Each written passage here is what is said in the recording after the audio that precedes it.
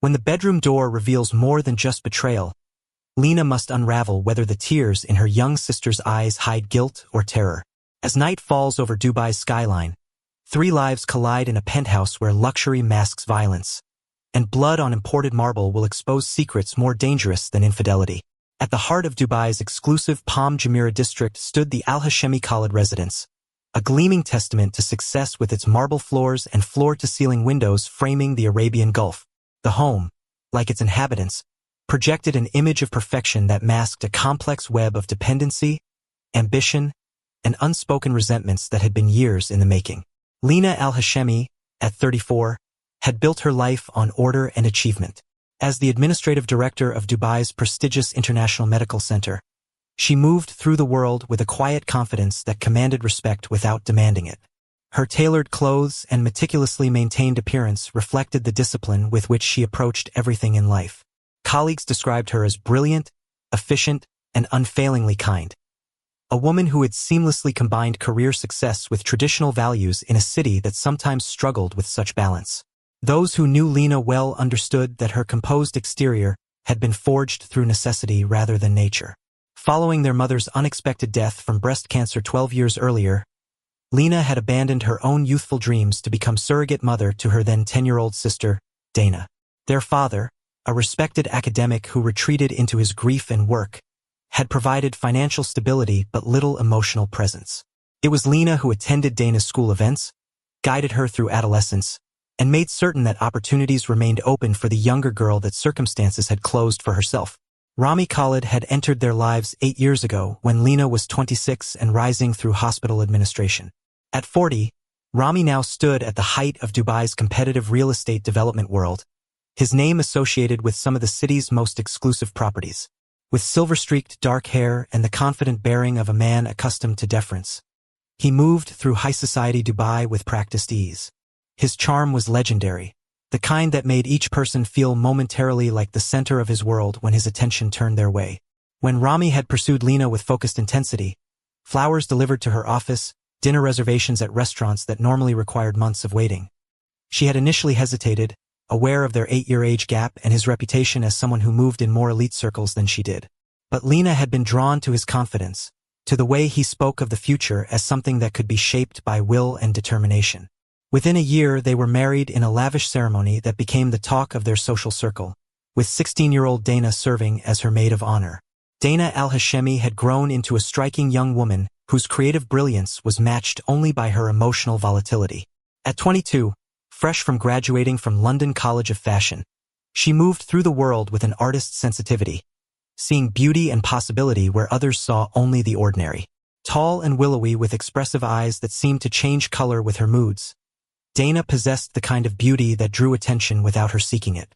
Her designs, flowing garments that blended traditional Arabic elements with contemporary silhouettes, had already caught the attention of several boutique owners in Dubai's fashion district. But beneath her creative confidence lay a vulnerability that close observers could detect. The early loss of her mother and emotional absence of her father had left invisible fractures in her sense of security.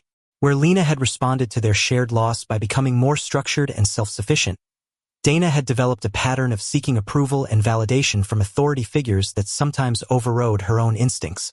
The three of them had settled into a dynamic that appeared harmonious to outsiders.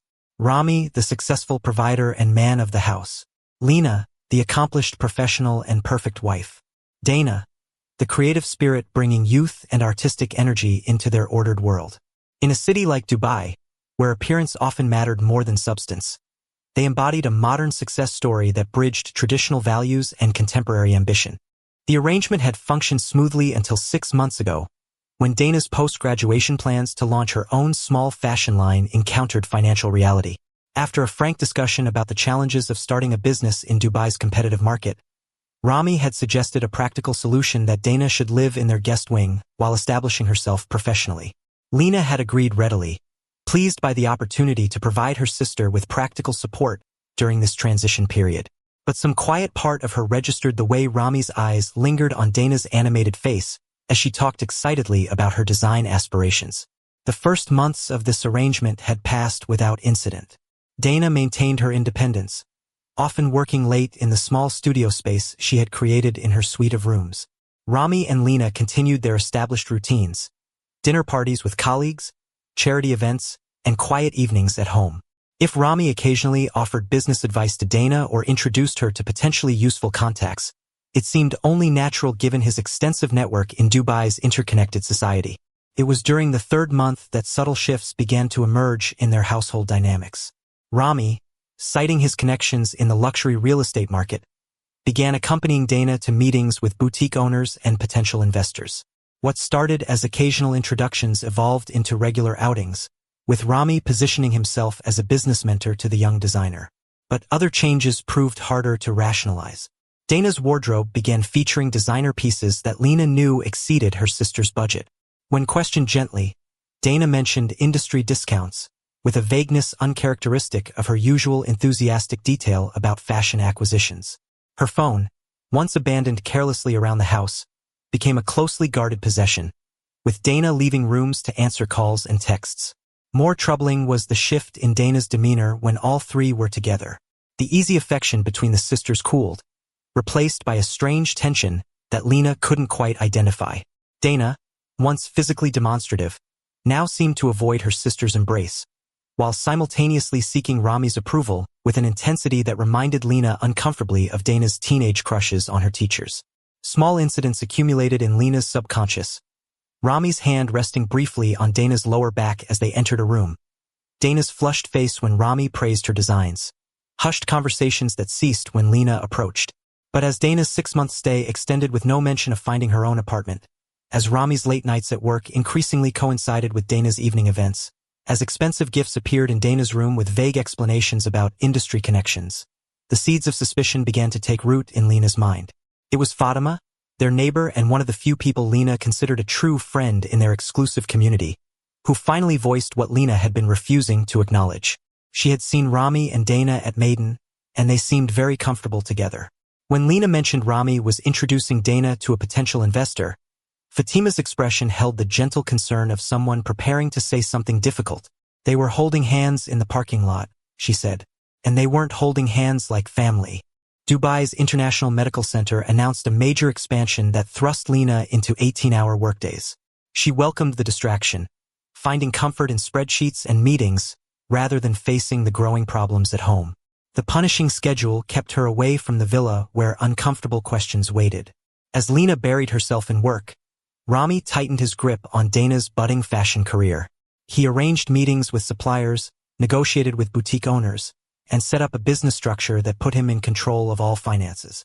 On paper, Dana was the creative director, but every decision and every dirham passed through Rami first. When explaining this arrangement to Lina during their rare moments together, Rami described it as necessary protection in Dubai's business world. Men here won't take a young woman seriously without backing, he insisted. What he didn't say was how this made Dana completely dependent on him. Her designs were gaining attention, but she couldn't access success without Rami's approval. Rami understood exactly how to control Dana. Unlike Lina, who had always pushed her sister to stand on her own, Rami created a system of rewards and punishments that played on Dana's need for approval.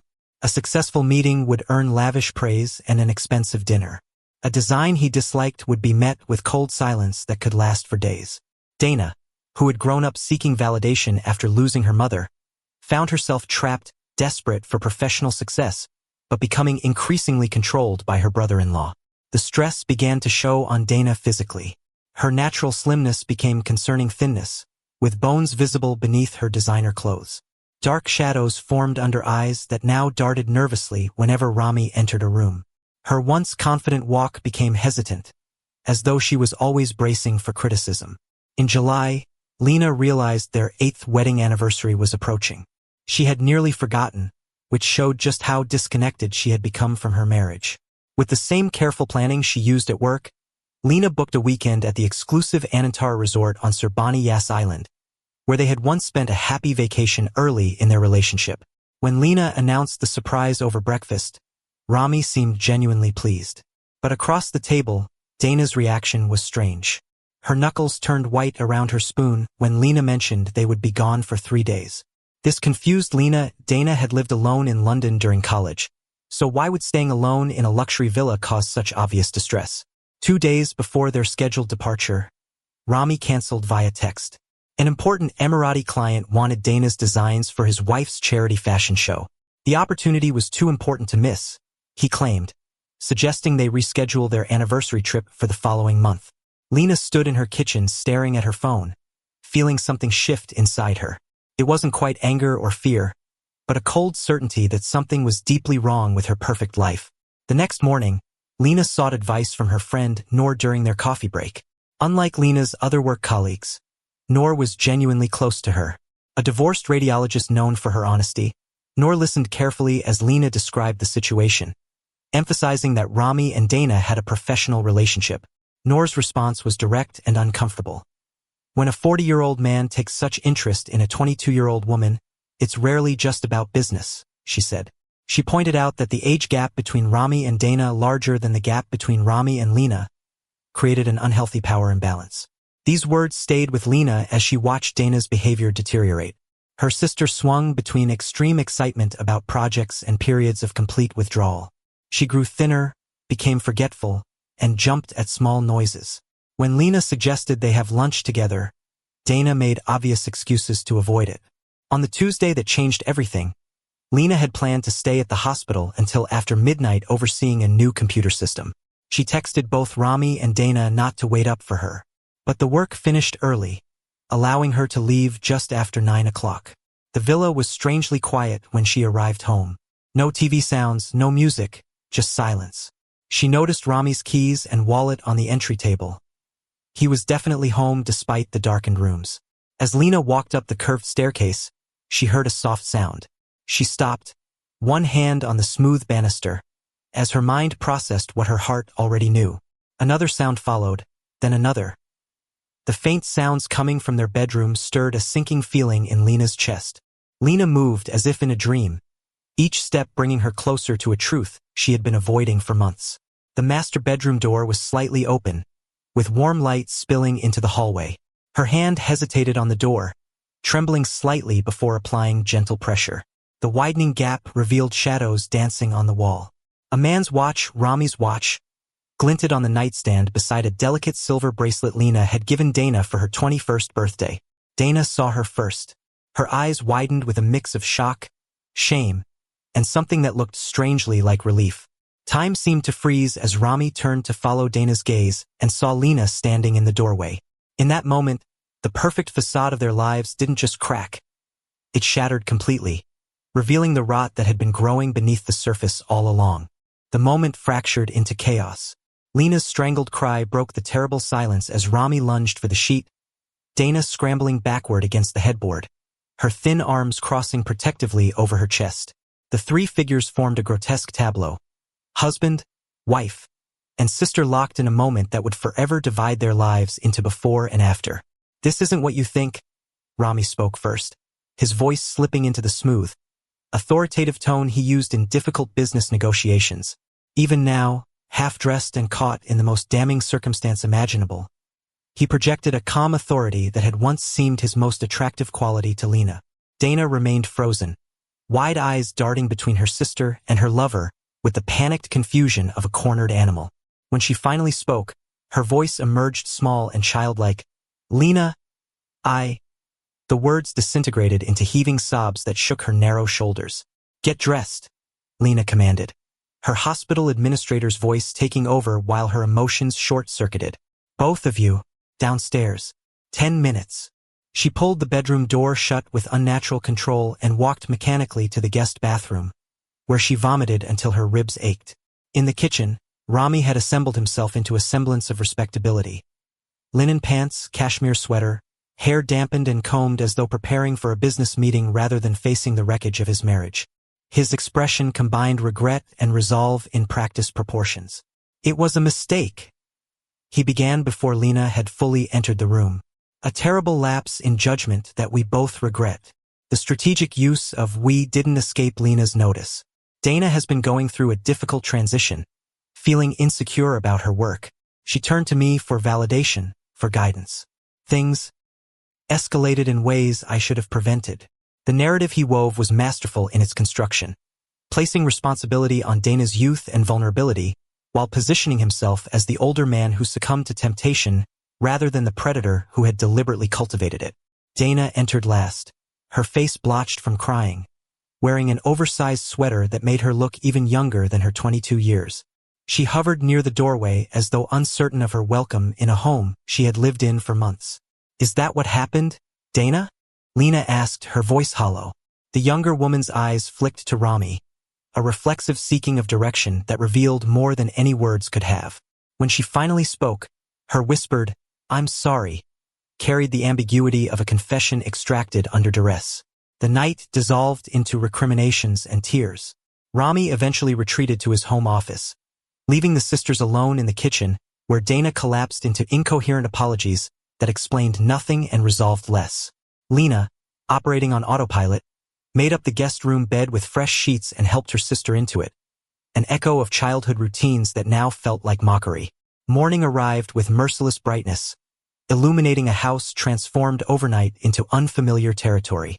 Rami had left early, a handwritten note on the counter informing Lena he would stay at the Jumeirah Hotel to give you space, and reminding her of an important client dinner that evening.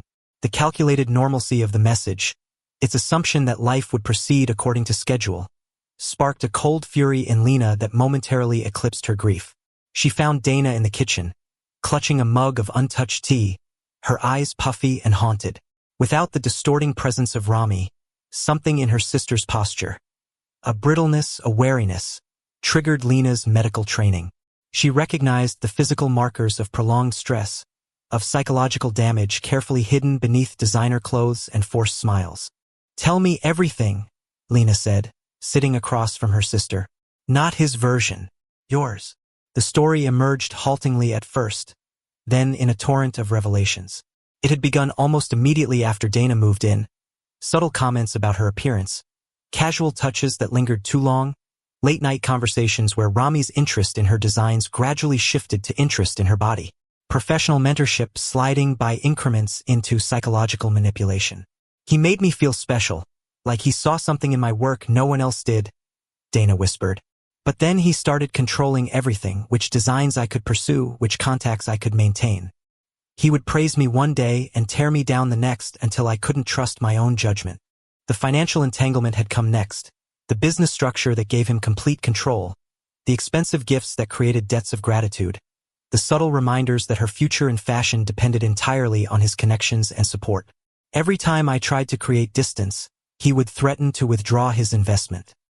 He knew I couldn't establish myself without him, not with the contacts he'd already poisoned against independent designers. Dana's voice hardened. "And he made sure you were too busy to notice." Memories rearranged themselves in Lena's mind. Rami's insistence that she accept the demanding hospital expansion project, his encouragement of her long hours, his careful scheduling of events that kept the sisters apart. What she had interpreted as supportive of her career now revealed itself as deliberate isolation. The physical relationship had begun during a business trip to Milan 3 months earlier, a trip Rami had insisted Dana needed to make alone with him to build her professional confidence. The confession released another wave of tears from Dana, who curled into herself as though trying to disappear. "I knew it was wrong," she whispered. "But by then, I felt like I had no choice. My career, my future. Everything depended on him." Lena reached for her sister's hand, her protective instincts warring with the raw wound of betrayal. Before she could respond, the front door opened. Rami stood framed in the doorway, his expression shifting from surprise to calculated concern as he assessed the scene before him. "I see you two are talking," he said, his voice gentle but carrying an undercurrent of authority.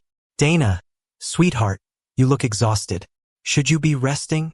The transformation in Dana was immediate and disturbing, her spine straightening, her expression smoothing into artificial calm. "I'm fine," she answered automatically, her voice taking on the slightly higher pitch Lena now recognized as her Rami voice.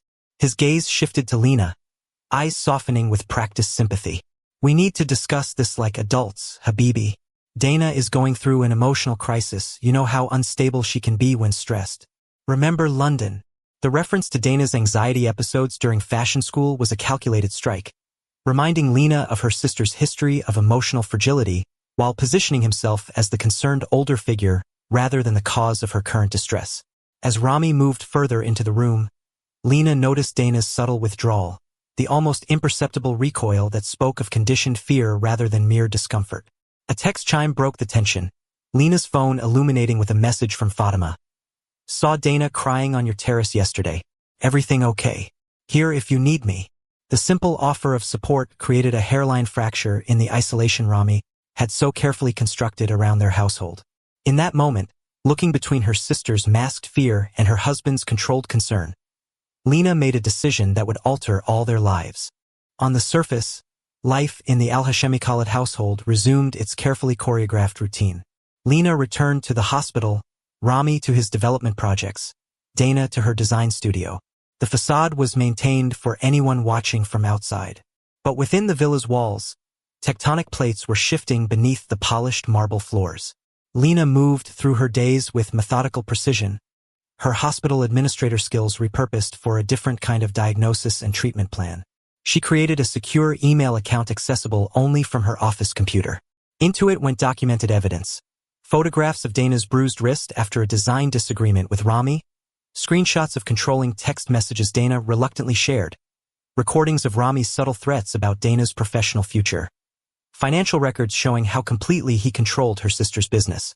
Most damning was the journal Dana had kept sporadically since moving in, a record of escalating boundary violations that had begun with lingering touches and evolved into full psychological dominance before becoming physical. The entries chronicled a classic pattern of grooming, isolation, and dependency creation that Lena, with her clinical background, recognized as textbook predatory behavior. At Lena's urging, Dana began taking incremental steps toward independence. She reached out to a former professor from London who showed interest in her designs independent of Rami's connections. She researched small studio apartments, quietly viewing one near the fashion district during lunch breaks. She began transferring her personal design files to a private cloud account Rami couldn't access. Each small act of rebellion carried enormous risk. When Dana mentioned possibly visiting her former classmate in London for inspiration, Rami's response was immediate and chilling. Sweetheart, you know the Al Maktoum family is considering your designs for their daughter's wedding collection. If you disappear now, they'll simply move on to someone more committed. His smile remained perfect, his tone reasonable, but Dana's hands trembled for hours afterward. The breaking point arrived 14 days after the bedroom discovery. Lena returned from work to find Dana's bedroom door open, clothes spread across the bed in careful piles. A small suitcase stood open on the floor. The sight sent a surge of both hope and fear through Lena. Hope that her sister was claiming her autonomy. Fear for what would happen when Rami discovered it. She didn't have to wait long. The front door slammed with enough force to rattle the art pieces on the walls. Rami's footsteps, usually measured and controlled, thundered across the marble entryway and up the stairs. His voice, stripped of its customary smooth charm, echoed through the villa. What exactly do you think you're doing? Lena moved toward the confrontation, finding Rami standing in the doorway of Dana's room, his tall frame blocking the exit. Dana stood beside her half-packed suitcase, her thin shoulders squared in fragile defiance. I'm staying with Miriam for a few days, she said, her voice barely audible. Just to clear my head. Miriam. Rami's laugh held no humor. Your fashion school friend who couldn't secure a single commission without my help? And you think she'll support you? He stepped into the room, looming over Dana's slender figure. Do you understand what happens to your career if you walk out that door? Every contact, every opportunity I've created, gone. Those are her designs, Rami, Lena intervened, moving to stand beside her sister. Her talent. His attention swiveled to Lena, eyes narrowing as he registered the united front before him. Something in his expression shifted, the careful mask of reasonableness slipping to reveal something cold and calculating beneath. This is what you've been doing, he said softly, turning her against me, making her forget everything I've done for her. For both of you. What happened next occurred with such shocking speed that Lena's brain struggled to process the sequence. Rami lunged forward, grabbing Dana's arm as she tried to move past him with her sketchbooks. She resisted, pulling back with unexpected force. The momentum sent Rami off balance. His hand shot out, shoving Dana backward. Time seemed to slow as Dana's slight form stumbled. Her heel caught on the suitcase behind her. Lena watched in horror as her sister fell, her temples striking the corner of the marble-topped bedside table with a sickening sound that would haunt Lena's dreams forever. The heavy crystal vase on the table toppled, shattering beside Dana's crumpled form. Blood bloomed across the imported Turkish rug. Far too much blood, spreading from beneath Dana's head in a rapidly widening pool. "Dana!" Lena's scream tore through the silence as she dropped to her knees beside her sister. Her medical training took over, fingers searching for a pulse while her mind registered the unnatural angle of Dana's head, the fixed stare of her once expressive eyes. Rami stood frozen, his face a mask of disbelief. "She fell," he whispered. "She just fell." Lena's trembling fingers pressed against Dana's neck, searching desperately for any sign of life.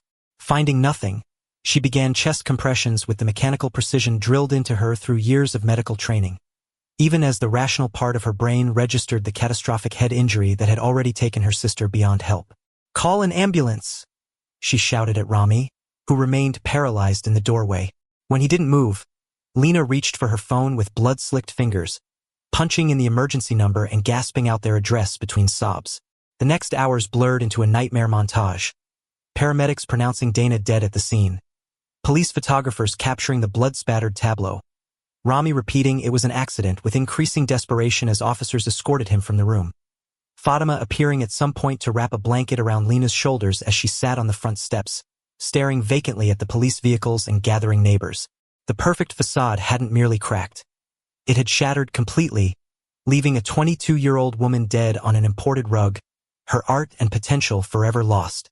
What had begun as an affair had ended as a tragedy that would reverberate through Dubai's expatriate community, raising uncomfortable questions about power, control, and the high price of maintaining appearances in a culture built on carefully constructed illusions. As dawn broke over the Arabian Gulf, casting golden light across a villa now sealed with police tape, Lena sat in an interrogation room trying to explain how she had failed to protect the person she loved most, and how a relationship that had begun with exploitative seduction had escalated to its inevitable, devastating conclusion. The funeral for Dana Al-Hashemi took place on a Thursday. The ceremony was small but dignified, attended by a select group of mourners who had known the young designer before her talent had been eclipsed by tragedy. Her father, summoned from his academic post in Qatar, moved through the proceedings like a man underwater, disbelief etched into the new lines on his face. The fashion students who had been Dana's classmates in London brought sketches of her designs, placing them gently beside floral arrangements as tangible reminders of what had been lost. Lena stood apart, hollowed by grief and the crushing weight of accountability. In the month since Dana's death, she had lost 10 pounds from her already slender frame. Dark circles beneath her eyes testified to nights spent reviewing every warning sign she had missed, every opportunity to intervene that had slipped past her, while she focused on hospital administration and maintaining appearances. 3 hours after the burial, Lena sat across from Prosecutor Samira Al-Mazrouei in the Justice Department, recounting once again the events that had led to her sister's death. The prosecutor, a sharp-featured woman whose reputation for pursuing domestic violence cases had earned her both admirers and enemies in Dubai's legal community, reviewed the evidence with clinical precision. "The physical evidence supports your account," she acknowledged, sliding crime scene photographs back into their folder. "And the journal entries establish a clear pattern of manipulation and control." What she left unspoken hung between them. None of it changed the fact that Dana was dead, her potential extinguished at 22. Rami awaited trial from a detention facility reserved for high-profile defendants. His legal team had constructed a defense around a tragic accident narrative, a heated argument, an unfortunate fall, a devastating outcome no one had intended. The strategy might have succeeded had investigators not discovered the other women. They emerged like ghosts from Rami's past. 3 former interns, all under 25, all with similar stories of professional mentorship that evolved into psychological manipulation and sexual coercion. None had filed formal complaints, silenced by the same combination of career threats and shame that had trapped Dana. But faced with Dana's death, they found the courage to come forward. The media coverage remained carefully measured, as befitted Dubai's image-conscious approach to criminal proceedings involving expatriates. Official statements referred to a domestic incident resulting in fatality, rather than murder charges. The business community closed ranks around Rami's development firm, appointing an interim CEO who issued appropriately somber statements while ensuring projects continued uninterrupted. 6 weeks after Dana's death, Lena stood in her sister's design studio for the final time. The space remained exactly as Dana had left it. Fabric swatches pinned to boards, sketches stacked on the drafting table, a half-finished gown on the dress form. Lena ran her fingers along the delicate beadwork Dana had been adding the day before she died, each tiny crystal sewn with painstaking precision. Fatima accompanied her, silent but steadfast as Lena carefully gathered the physical remnants of Dana's creative legacy. Together they packed portfolios of designs, collected fabric samples, and photographed unfinished pieces, creating an archive that would eventually form the foundation of the Dana Al-Hashemi Memorial Scholarship for young female designers from the Gulf region. "You couldn't have known," Fatima said softly as Lena locked the studio door for the final time. "No one sees these things clearly from the inside." But Lena had been a medical professional trained to observe, to diagnose, to intervene. She had seen the signs, Dana's weight loss, her anxiety, her increasing isolation, and had categorized them as stress, as creative temperament, as the natural tension between sisters. She had trusted her husband's narrative over her own observations. In her determination to maintain their perfect facade, she had failed the person who needed her most. 1 year later, as Rami began serving a 12-year sentence for criminal negligence resulting in death, Lena stood on the balcony of her new apartment in Dubai's Al-Quoz Arts District. Below her, young designers gathered for the opening of the Dana Al-Hashemi Foundation, an organization dedicated to supporting young female artists and raising awareness about relational power dynamics and exploitation in creative industries. The foundation's first initiative funded legal support for young women trapped in controlling professional relationships. Its logo, a delicate moth breaking free from a chrysalis, had been adapted from one of Dana's final sketches. Lena watched as the first scholarship recipients explored the gallery displaying Dana's work. Her sister's life had been cut tragically short, but her creative vision lived on, transformed from exploitation's casualty into empowerment's catalyst. Behind perfect facades, truth eventually demands recognition. In the reflected glow of Dubai's sunset, Lena finally allowed herself to acknowledge that while she couldn't change the past, she could ensure that Dana's death created ripples of protection for others, a legacy more enduring than any luxury villa built on secrets and control.